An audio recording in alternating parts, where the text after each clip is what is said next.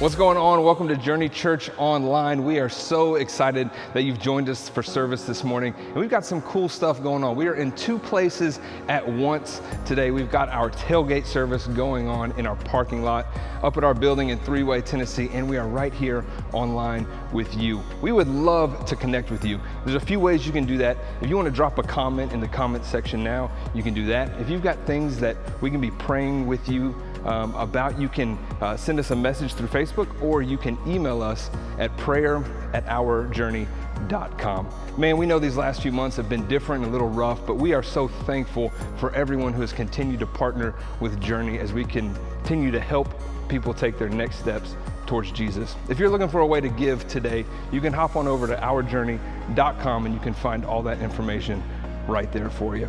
Hey, we are glad you're here and we are ready for worship, so why don't we dive into Journey Church Online.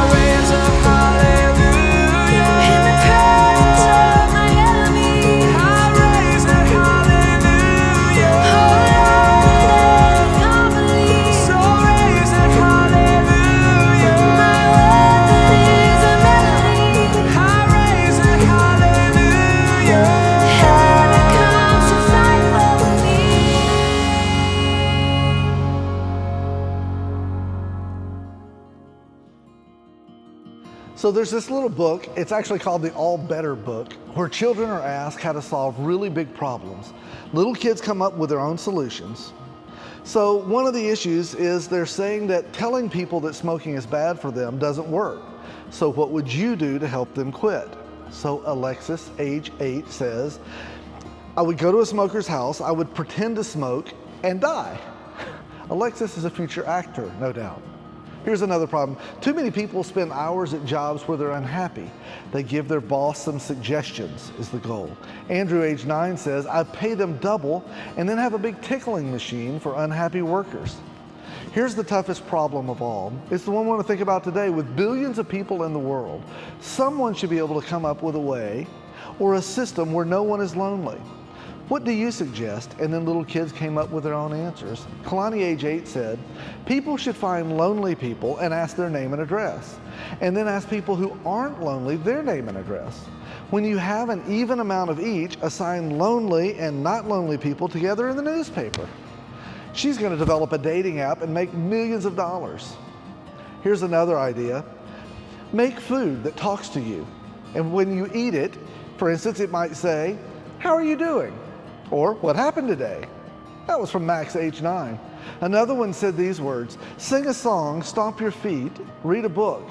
Sometimes I think no one loves me, so I do one of these. That's Brian, age 8. With billions of people in the world, someone should be able to figure out a system where no one is lonely. In the United Kingdom, a couple of years ago, loneliness reached such an epidemic proportion that Prime Minister Theresa May actually appointed a minister for loneliness to her cabinet. In Japan, lonely deaths among the elderly are so frequent that they actually coined a word for it. It's called kodokushi. It gained a lot of attention about 15 years ago when a man who was 70 years old died, and his body wasn't discovered until he'd been dead for 3 years. His apartment rent was just being deducted from his bank account, and until the bank ran dry, he just kept being there. Nobody found his body. That sort of thing is so common, they've actually given it a name. The former U.S. Surgeon General wrote an article not long ago, and this is what he said in it. He writes that the most common pathology he saw as a doctor wasn't heart disease or diabetes or cancer. It actually was loneliness, just people alone. He says that it's more than doubled since 1980s, and well over 40% of Americans report suffering from loneliness at significant levels. And experts expect the actual total is considerably higher because most people are just too reluctant to say, I feel lonely. When I talk about this, some of you are like, that is my story. You're like reading my mail. Others of you are like, lonely. I just wish I could get away from people. I saw a meme the other day that said, if there's a second shutdown, can I choose a different group of people to be with? You don't feel lonely. You feel crowded, surrounded, or closed in on. Maybe there's another word for your kind of loneliness. It's the feeling that you just can't find a place where you fully belong. Your desire to feel like you know why you are, where you are, a place where you fit, where you're in the right place at the right time, a place where you belong. We all have this crazy longing for belonging. I so badly wanted to say, you belonging for belonging, but I'm not going to say it because it's too corny. But if I said it, it would be true. Sometimes we have this overwhelming feeling of discontentment or feeling incomplete or out of place or unsettled. What you might be experiencing is the longing for belonging.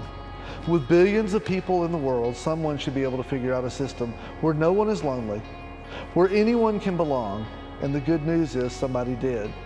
In John 13, listen to these words of Jesus. He said, so now I'm giving you a new commandment. Love each other just as I have loved you. You should love each other. Your love for one another will prove to the world that you're my disciples. Jesus gives us this bizarre command. He says our main identifying quality won't be in the quality of our social media post or the wittiness of our memes or the frequency we wear our Christian swag. It won't be because our bumper stickers or our church attendance or even our ability to spew endless Christian cliches. It will be because of our love for each other. Jesus was literally telling his followers they had a new design in mind. He was doing a complete makeover, and the new product would be people like you and me, who approach the people around them in a brand new way. God's aim in human history is the creation of an all-inclusive community of loving persons with himself included as the primary sustainer, Dallas Willard said. Isn't that great? An all-inclusive community of loving persons. Find me one of those. With billions of people in the world, somebody ought to come up with a system where nobody is lonely and everybody can belong, and somebody did. And it's called the church. Now, many people think when they hear the word church, they think of a place where you go for a service or where you attend, but Jesus had so much more in mind than that. It was to be a family, not a biological family, but a spiritual one, a literal family. One time he was told his mom and his brothers were looking for him, and he had this crazy response in Matthew 12. Jesus asked, "Who is my mother? Who are my brothers?" And then he pointed to the disciples and he said, "Look, these are my mother and brothers. Anyone who does the will of my Father in heaven is my brother or my sister or my mother." Jesus came to start a family, literally. That's it. That is what we are called to be. So how do we do that? Well, glad you asked. If you keep reading through your Bible, you will see many times that there's these two words that pop up, the words one another. Matter of fact, 59 times they're mentioned in the New Testament. That's how we become this family he speaks of. Let me give you some of his ideas. He said, be at peace with one another, honor one another, wash one another's feet. He said, submit to one another, admonish one another, speak the truth to one another, be devoted to one another. This new community that Jesus introduced is called a family. It changes how we're supposed to think of church. Some people could point to a building and say, that's my church, or maybe it's a big marshmallow-looking tent. But nobody would ever point to their house and say, that's my family. No, they would point to the people. 59 one another's. In the time we have left, I'd like to go through each one of those with you. Well, we'll just go through two. The first one is found in Galatians 6. Here's what it says: carry each other's burdens, and in this way you will fulfill the law. It's this beautiful new command we are given to be carried out by carrying each other's burdens. Life can be taxing, it can be overwhelming. We were never intended to survive it alone. The beauty is that he said he would help shoulder our load, that he would be the one, and then we should do exactly for others what he does for us. I read about a woman the other day, and she phoned a friend and asked how she was doing. Terrible, came the reply. My head is splitting, my back and my legs are killing me, the house is a mess, the kids are driving me crazy, I feel so alone. Very sympathetically, the caller said, why don't you go sit down and rest? I'm going to come over right away. I'll cook lunch. I'll clean up the house. I'll take care of the children while you just get some rest. And by the way, how's your husband, Sam? The woman said, Sam? My husband's name isn't Sam. Oh dear, I must have called the wrong number. And then there was a long pause. Does that mean you're not coming over?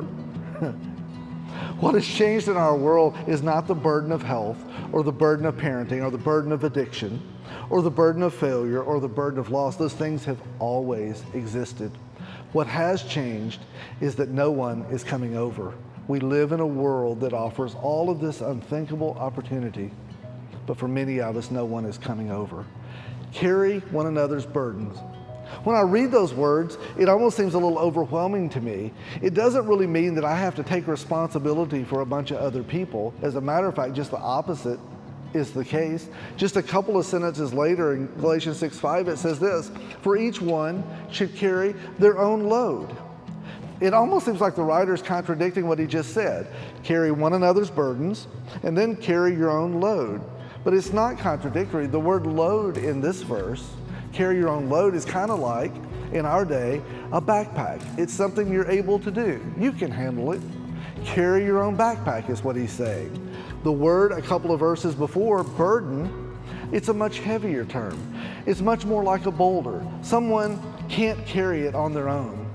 We were made to carry these together. I know it may sound a little bit strange, but I promise you it's true. This is something that we don't even talk about in our culture. It's talking about burdens that are deeply spiritual. Somebody in your world is carrying a boulder of a burden. It may be you. It's probably me. They're deeply depressed, or they have significant shame. They have a secret they don't want anybody to know. They have a diagnosis to deal with. Something is happening with one of their kids. There's something going on with them in their anger or their sex life or their finances, and you love them, and they tell you, and now you too have a burden. You carry this in a really deep way. But when they know that you know and you care for them, their burden becomes lighter. I'll be honest, I don't fully understand how all that works, but I promise it's true. We are meant to carry each other's burdens, because together we can carry what nobody can carry alone. The first one is carry each other's burden. The second one's in Romans 15. Here's this one. It says, accept one another then, just as Christ accepted you, in order to bring praise to God. We love each other as Jesus loved us when we accept each other as Jesus accepted us. How did he accept me? Well, just exactly the way I am, warts and all. When we offer that to others, they say, thank God for a place like that. We live in a world where it seems like life is more like a job interview. What do you have to offer me? What can you do? What can you bring to the table? You prove it, and I'll decide if you belong in my life. Deep inside us is a longing for belonging, a desire to be accepted and welcomed. It's a desire to belong to a family. I read a definition of a family the other day. It said a family is a group which possesses and implements an irrational commitment to the well-being of others. I love those words, an irrational commitment to the well-being of others. That's quite a statement. In the last couple of years, I've kind of witnessed what that looks like. A couple of years ago, my son Drew and his wife Kelsey decided they wanted to adopt a child. Well, the child ended up being children, two to be exact, two living, breathing, fully alive human boys. Like all children, they came with some baggage. They actually had their share, plus some. From their completely dysfunctional beginnings, they didn't come into the family offering a lot of love and encouragement. Truthfully, they required an insane amount of time and effort and patience and money. They required nonstop attention and everything you could offer, and truthfully, a little bit more. They were two very broken little boys. So as I watched, as they were loved and they were cared for and they received it just like they were, nothing else needed, I kind of wondered deep inside, in a place that you don't really tell anybody about, if I could ever love them in a way that I would love a child that was born into our family. And then the strangest thing happened. I met them. Man, was that question ever answered. Check out this picture. It was adoption day. What an incredible experience. The first time I looked into the eyes of these boys, they were accepted. They were family. Family forever. Not because they had earned it or even because they had asked for it. If you can look at them and your heart isn't moved, then your soul is cold and dead and you need a heart transplant. At least that's my opinion. By the way, that's exactly what God did for me and what he'll do for you. He offers us a new life, a whole new existence. We can come just like we are. Warts and all, we can accept his amazing invitation to follow him and submit our lives to him. He accepts us, forgives us, brings us into his family. Maybe today is the day that you could just say yes to him. Just receive his forgiveness, even now. With billions of people in the world, somebody ought to come up with a system where nobody is lonely and everybody can belong, and somebody did. It's called the church. Some of us, when we hear those words or that word church, we don't feel all warm and fuzzy inside. Church may be where some of your deepest hurts have originated. It may be where you felt judged or belittled or ignored. It may be where you felt like you'd never fit. Man, I hate that. But I know it's true. You know why? It's because sometimes we're not very good at being who we're supposed to be. As someone who's led churches for over 30 years, I'm partly to blame for that, and I hate that. The good news is I'm not finished. I'm still breathing. I can do better. We can do together something that no one could dream of. We could produce an environment where everybody is welcome and nobody is perfect and anything is possible. So if you're in West Tennessee this next weekend, at 6 o'clock Saturday night and 9:30 and 11 on Sunday, you can come to Journey in person. I'll just tell you this, we don't have it all figured out about being a church, But our goal is to be a place where people will accept you just like you are, a place where you can do the same for someone else. We seek to be a place where mask wearers and mask avoiders can still love each other, where Fox Newsers and CNNers can bear each other's burdens, where grew up in church people and I don't even like church people can belong. If you can attend, just go to ourjourney.com and reserve a seat so there'll be room for you, and anything else you need to know will be found at that website. Now, if you're outside our area, or if you're not in a spot where you feel like you need to attend right now, next Sunday at 9:30 and 11, or next Tuesday at 7 o'clock in the evening, you can just open your device to ourjourney.com and click and watch. You'll see a little different format than what you're used to. You'll see our time together just like you were in our big room. Please make it a priority to join us. But our goal isn't to ask you to watch a service, it's to ask you if you'd be a part of our family. When you start viewing, you'll notice there's an area where you can enter your name, just your name. You've got one, you can do it.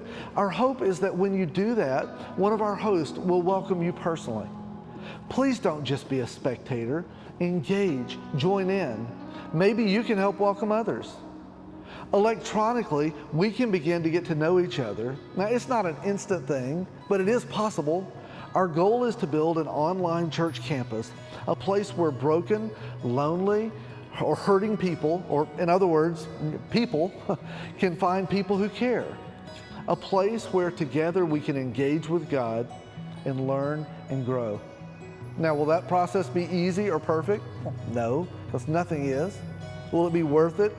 I think the answer is yes, because there are billions of people in this world, and somebody ought to come up with a system where nobody is lonely and everybody can belong, and somebody did.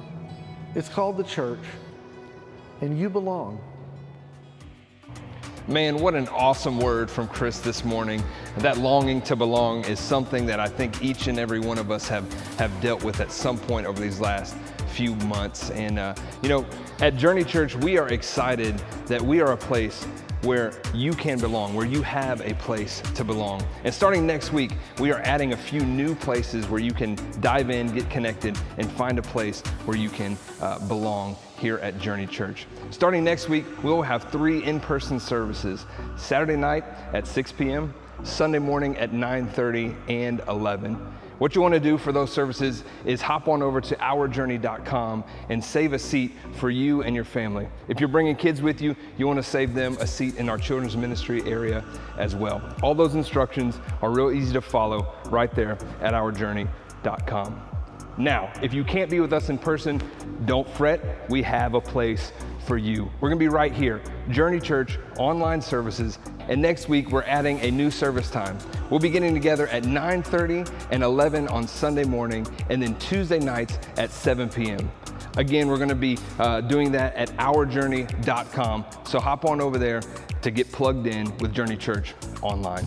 Again, we are so thankful that you've spent this morning with us worshiping. We're so thankful for everybody who has supported Journey Church and continues to pray for Journey and our mission to help people take their next steps towards Jesus. If you need any information at all on how to get connected or any way that you can give and help support Journey Church, again, you can find all of that information at our website, ourjourney.com.